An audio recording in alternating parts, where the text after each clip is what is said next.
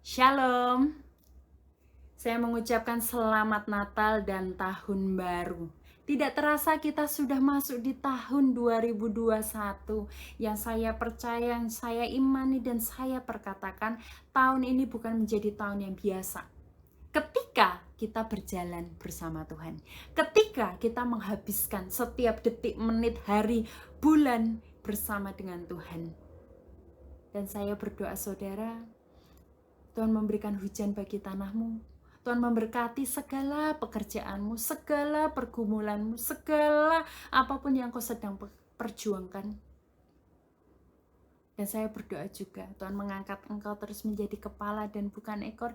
Hidupmu terus Tuhan bawa naik dan tidak turun.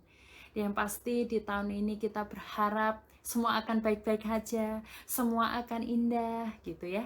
Tapi satu hal yang saya mau ingatkan kepada saudara, berjalan bersama Tuhan tidak selalu mudah. Berjalan bersama Tuhan tidak selalu enak dan nyaman. Terkadang kita harus menghadapi sesuatu yang namanya kesulitan. Kita harus menghadapi yang namanya tantangan. Kita harus menghadapi yang namanya masa-masa yang gak mudah. Tapi satu hal yang mau saya katakan, di Mazmur 23 selalu ayat ini memberkati hidup saya. Sekalipun aku berjalan dalam lembah kekelaman, aku tidak takut bahaya, sebab engkau besertaku. Kuncinya adalah sebab Tuhan besertamu. Dimanapun engkau, di titik manapun Tuhan bawa engkau, dimanapun Tuhan taruh hidupmu, selama Tuhan itu beserta dengan engkau, gada Tuhan dan tongkat Tuhan itu akan menjadi penghiburan kita.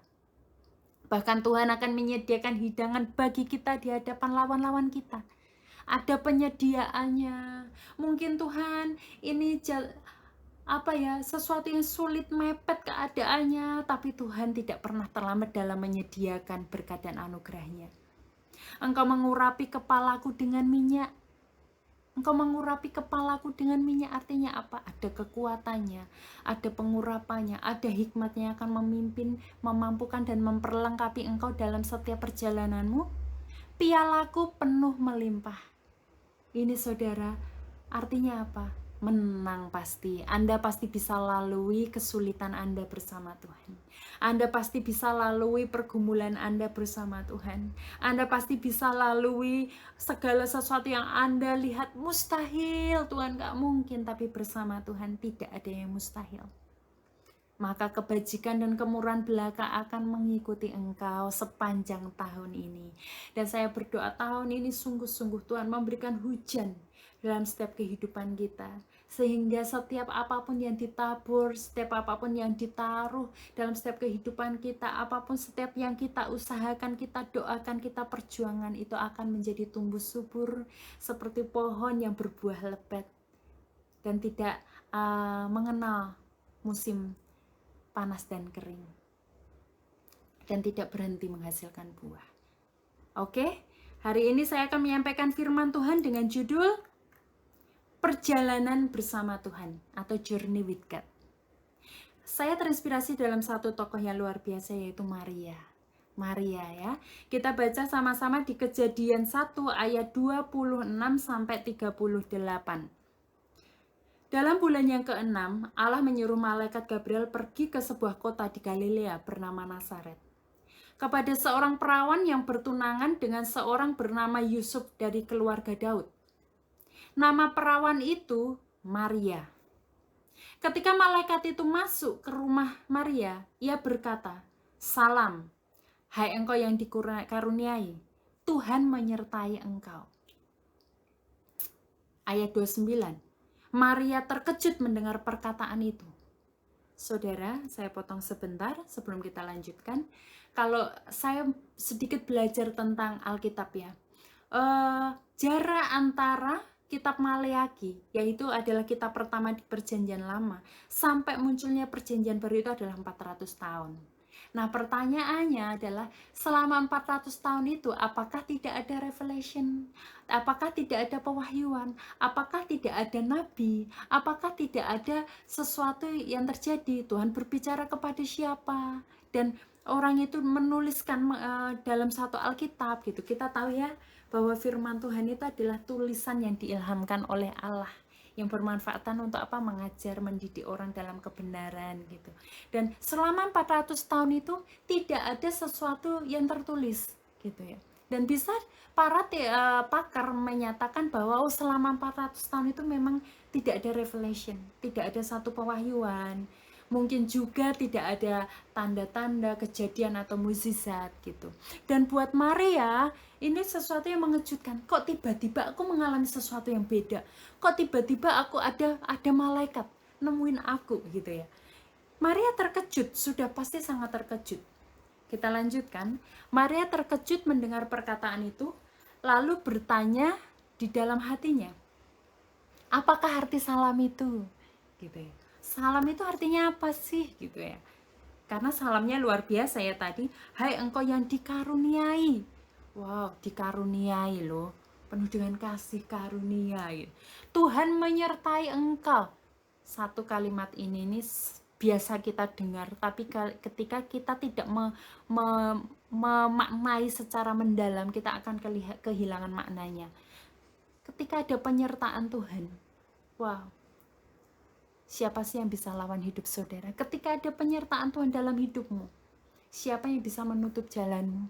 Ketika ada penyertaan Tuhan dalam hidupmu,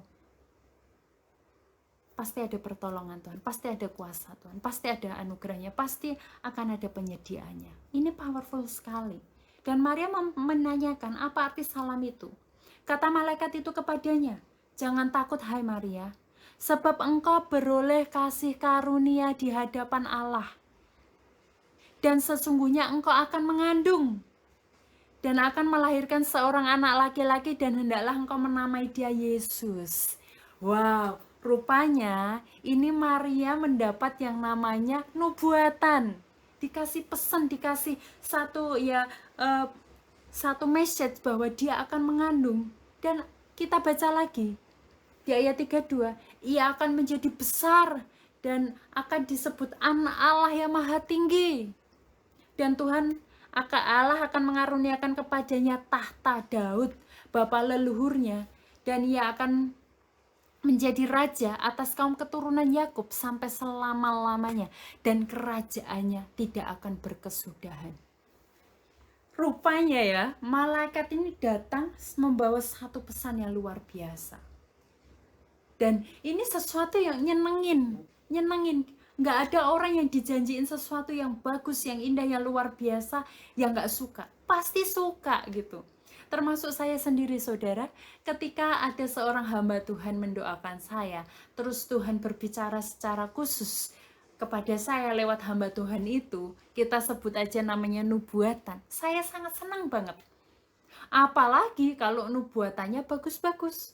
Karena manusia itu punya kecenderungan untuk suka mendengar apa yang enak didengar sama telinga. Dan saya percaya waktu itu ya, antara kaget tapi antara senang juga, itu yang dialami oleh Maria. Dan pertanyaan saya, pernahkah Tuhan memberikan kepada Anda suatu janji yang luar biasa? Mungkin Tuhan pernah berjanji, engkau yang bergumul buat keluargamu, Tuhan pernah berjanji, di mana satu orang diselamatkan, seluruh isi rumahnya pun diselamatkan. Mungkin Tuhan berjanji kepadamu, Tuhan akan memberikan engkau keturunan, anak cucumu akan perkasa di bumi. Tapi sekian lama engkau menikah, tapi engkau masih bergumul untuk Tuhan, kapan ya aku punya anak? Segala upaya sudah dilakukan, tetapi Tuhan masih belum juga kasih anak. Atau Tuhan juga pernah berjanji, aku akan memberkati segala usaha dan pekerjaanmu. Tetapi susah payah, ide-ide udah berusaha dijalankan, tapi kok ya gagal lagi. Atau apalagi saudara? Pernahkah Tuhan berjanji sesuatu yang luar biasa? Saya mau ajak saudara ingat-ingat lagi. Saya percaya Tuhan pernah mengatakan sesuatu pasti dalam kehidupanmu. Mungkin waktu pertama kali engkau falling in love with Him, sejak pertama kali engkau jatuh cinta kasih mula-mula, Tuhan pernah katakan sesuatu dengan kata sederhana mungkin. Aku mengasihimu. Aku mengasihimu. Tuhan pernah berkata-kata itu. Aku mengasihimu. Dan seiring perjalanan waktu proses hidup, kejadian yang pahit terjadi dan hati kita mulai gak percaya kasih Tuhan itu. Mana kalau Tuhan mengasihi aku, kenapa ini terjadi atas hidupku? Kalau Tuhan mengasihi aku, kenapa aku harus mengalami hal ini? Kenapa aku harus kehilangan? Kenapa pintu itu harus tertutup? Dan hati kita mulai pahit. Nah, saat ini saya mau katakan sekali lagi, pernahkah Tuhan memberikan kepadamu satu janji yang luar biasa? Saya lanjutkan ayat 34. Kata Maria kepada malaikat itu, bagaimana hal itu mungkin terjadi karena aku belum bersuami? Ya, bagaimana mungkin hal yang besar itu terjadi karena keadaannya itu 180 derajat. Bagaimana mungkin Tuhan mengasihi aku karena keadaanku aja kayak gini, kok masa Tuhan ngasihin aku kayak gitu ya? Jawab 35. Jawab malaikat itu kepadanya, Roh Kudus akan turun atasmu dan kuasa Allah yang Maha Tinggi akan menaungi engkau. Sebab itu anak yang akan kau lahirkan itu akan disebut kudus, anak Allah. Wow, saudara, satu revelation lain, pewahyuan yang baru yang saya temukan di sini adalah secara manusia, secara logika, nggak mungkin orang punya anak tanpa berhubungan intim, ya, tanpa menikah dan berhubungan intim, nggak mungkin. Tetapi bagaimana Roh Kudus berkarya? Roh Kudus turun atasmu. Dan kita tahu tahun ini adalah tahun apa? The Year of the Holy Spirit. Tahun dimana Roh Kudus yang menyertai kita, Roh Kudus penghibur kita, Roh Kudus yang memampukan kita. Roh Kudus itu adalah Roh Allah. Di mana ada Roh Allah, di situ ada kemerdekaan. Di mana ada Roh Allah, apa yang tidak ada itu bisa menjadi ada. Apa yang tidak mungkin itu bisa loh menjadi mungkin. Hari ini saya berdoa di dalam nama Yesus. Hatimu yang tawar, oleh karena apa yang terjadi di tahun-tahun ke belakang kemarin. Hatimu yang tawar, hati engkau yang kehilangan iman, kehilangan pengharapan, engkau yang rasanya udah ngapain sih percaya Tuhan lagi, gak ada faedahnya. Hari ini aku mau ajak setiap saudara untuk datang kepada Tuhan dan berkata, Roh Kudus, penuhlah dalam kehidupanku, penuhi hatiku seperti Tuhan memenuhi Maria. Roh Kudus turun atasmu, yang tidak ada menjadi ada, yang nggak mungkin jadi mungkin. Bagaimana mungkin untuk terjadinya satu pembuahan itu dibutuhkan satu sel telur dan sperma? Bagaimana mungkin sel telur aja bisa menghasilkan satu bayi? Bagaimana mungkin? Tapi bagi Tuhan tidak ada yang tidak mungkin. Roh Kudus akan turun atasmu dan kuasa Allah yang Maha Tinggi akan menaungi engkau. Sebab itu anak yang akan kau lahirkan akan disebut kudus, anak Allah. Dan sesungguhnya Elisabeth sanak saudaramu itu, ia pun sedang mengandung seorang anak laki-laki pada hari tuanya. Dan inilah bulan yang ke-6 bagi dia yang disebut mandul itu. Bahkan Elisabeth yang disebut mandul itu pun kecipratan anugerah, saudara. Dia dapat mengandung bayi Yohanes, ya kan? Ayat 37 saya mau katakan pada saudara, engkau yang kehilangan iman dan pengharapanmu, hari ini saya mau katakan, sebab bagi Allah tidak ada yang mustahil. Tidak ada yang mustahil. Engkau sudah berpikir pakai logikamu, itu semua sulit, itu semua tidak mungkin Tuhan. Itu semua tidak mungkin terjadi, karena dihitung-hitung juga nggak bisa, kalkulator pun mati. Nggak bisa Tuhan. Tapi bagi Tuhan tidak ada yang mustahil. Kata Maria, wow saudara, ini kata-kata iman. Apa yang dikatakan oleh Maria ini adalah kata-kata iman. Ya, ini adalah kata-kata iman. Apa kata Maria? Sesungguhnya aku ini adalah hamba Tuhan. Jadilah padaku menurut perkataanmu itu. Lalu malaikat itu meninggalkan dia. Saya ulangi sekali lagi, kata Maria apa? Sesungguhnya aku ini hamba Tuhan. Jadilah padaku menurut perkataanmu itu. Saudara tahu, ketika Maria agree, ketika Maria bersepakat dengan apa janji Tuhan itu, dia sungguh tahu konsekuensinya apa. Bagaimana mungkin seorang perawan hamil pada zaman itu? Apa kata orang? Yang pertama. Kedua, bagaimana dengan kata Yusuf? Mungkinkah Yusuf menerima dia apa adanya, atau apalagi. Dan saya pernah baca, saudara, zaman itu reputasi Nazaret itu nggak gampang untuk menjadi seorang Nazaret ya.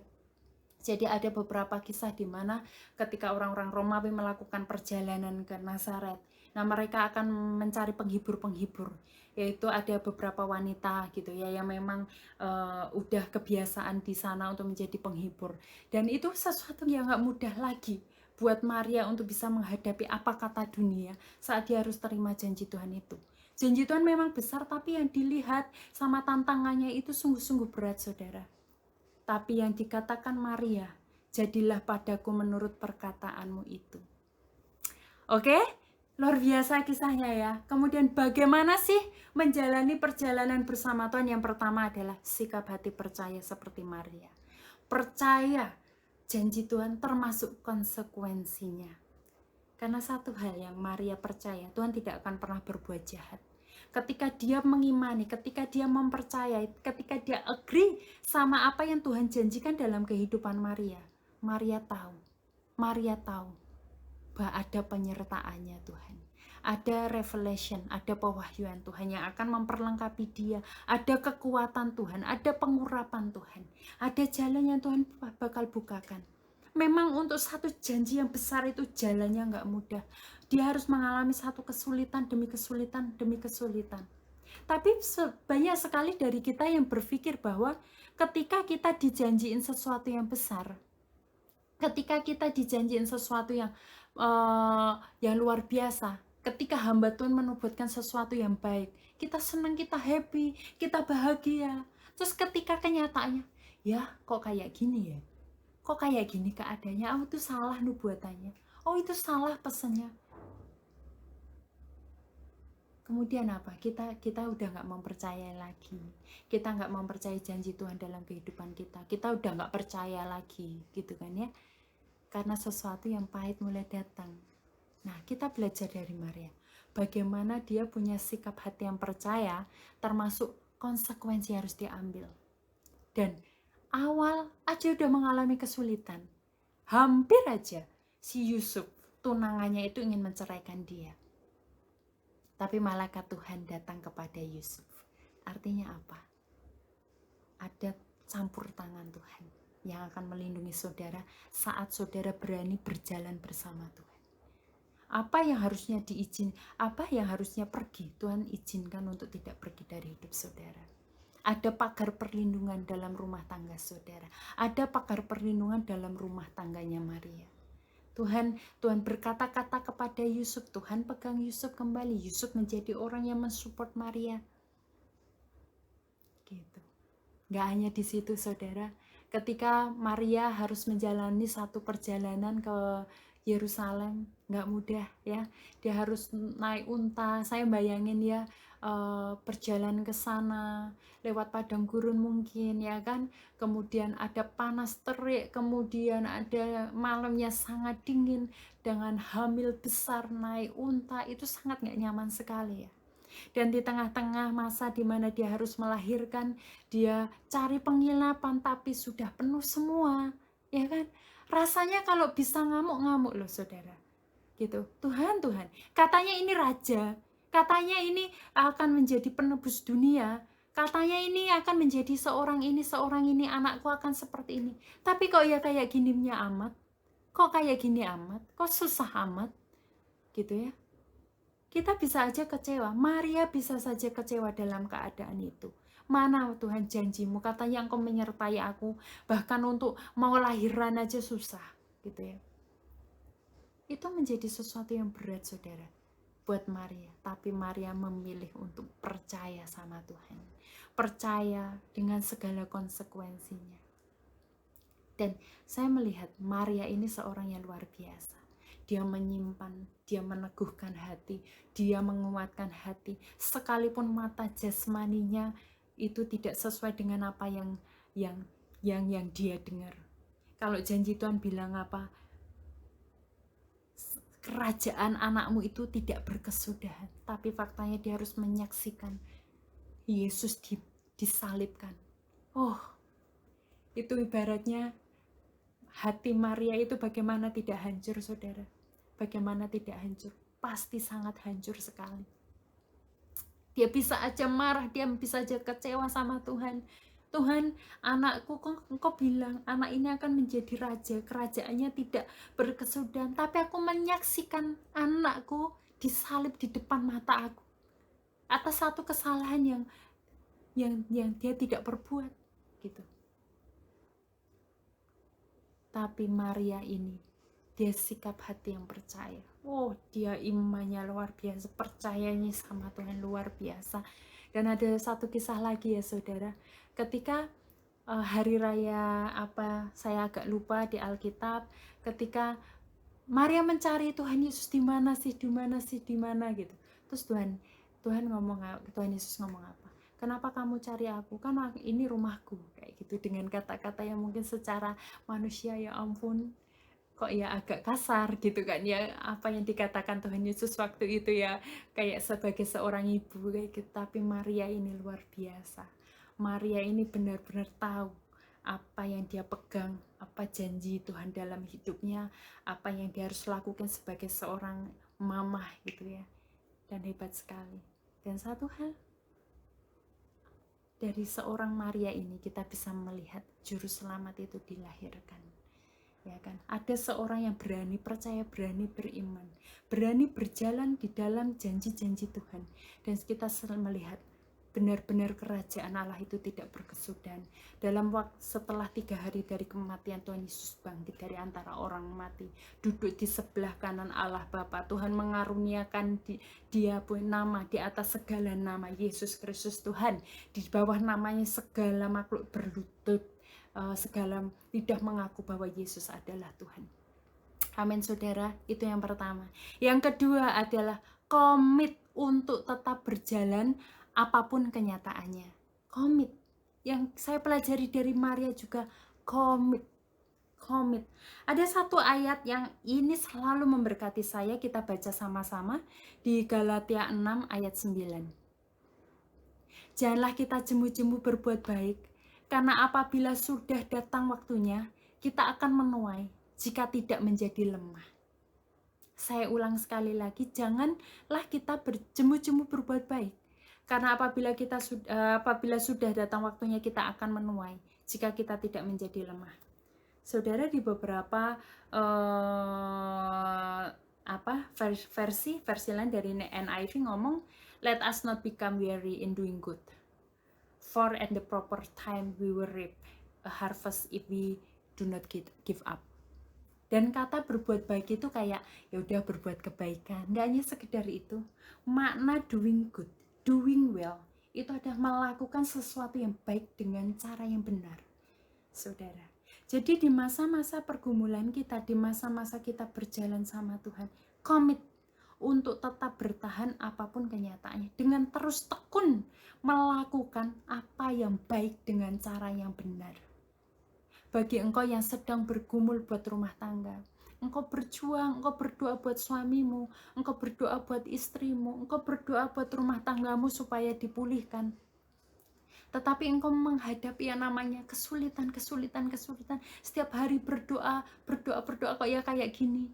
Ada banyak pilihan di mana banyak rumah tangga hancur dan salah satu pasangan menyerah untuk mengakhiri rumah tangganya.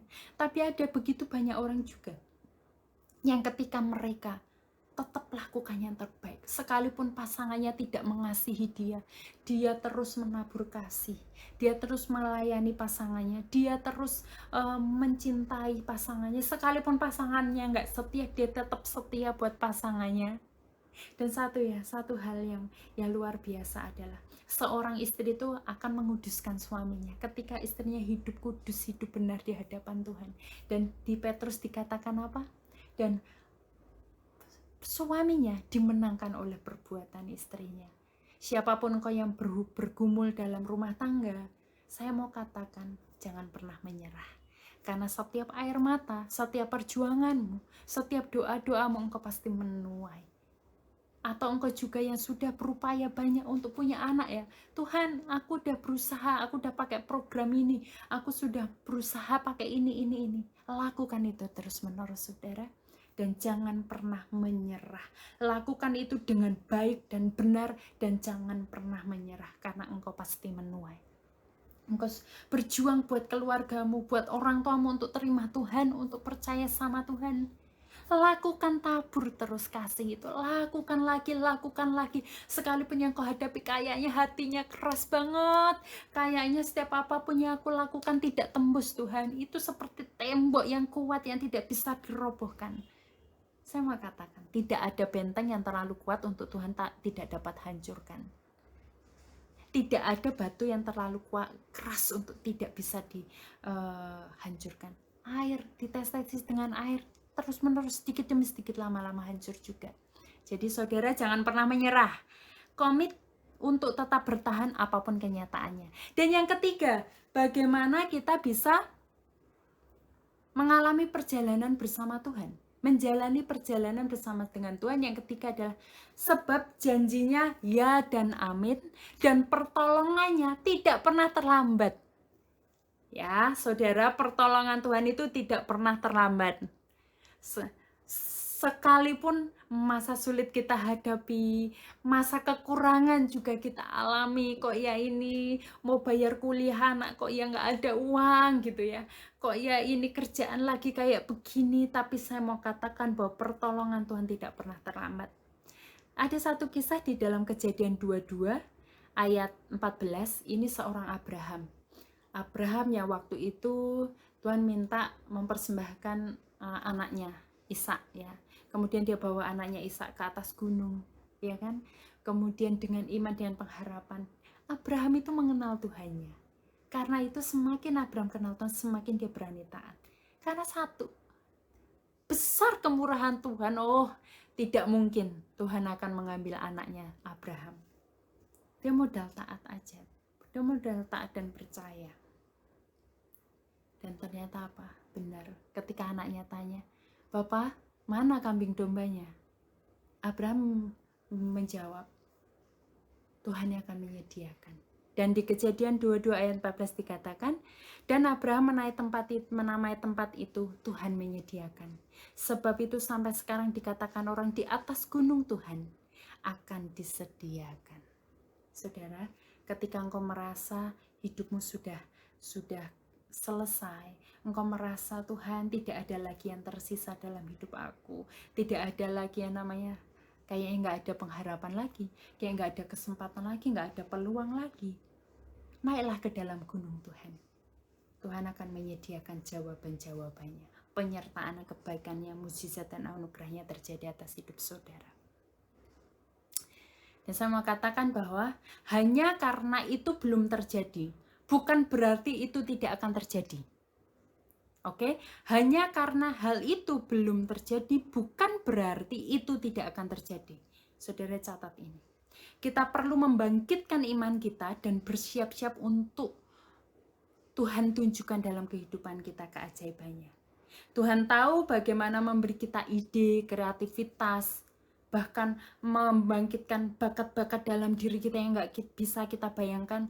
Daripada kita meratapi nasib terus nangis terus, mulai bangkit, naik ke gunung Tuhan, tanya Tuhan, apa yang harus aku lakukan Tuhan?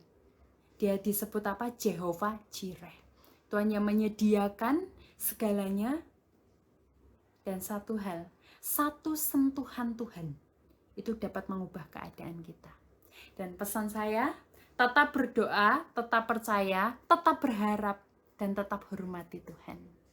Oke, hari ini saya sudah menyampaikan tiga hal bagaimana menjalani perjalanan bersama Tuhan. Journey with God. Yang pertama adalah sikap hati percaya, apapun konsekuensinya, seperti Maria. Kemudian yang kedua adalah komit untuk tetap bertahan, apapun kenyataannya. Yang ketiga, percayai. Sebab janjinya ya dan amin, dan pertolongannya tidak pernah terlambat. Oke, itu satu message yang saya bagikan pada saudara hari ini. Saya berdoa anugerah, penyertaan, dan kita akan jalani ini bersama Tuhan, dan kita akan menyaksikan betapa Tuhan itu baik atas kehidupan kita. Tetap semangat, Tuhan Yesus memberkati.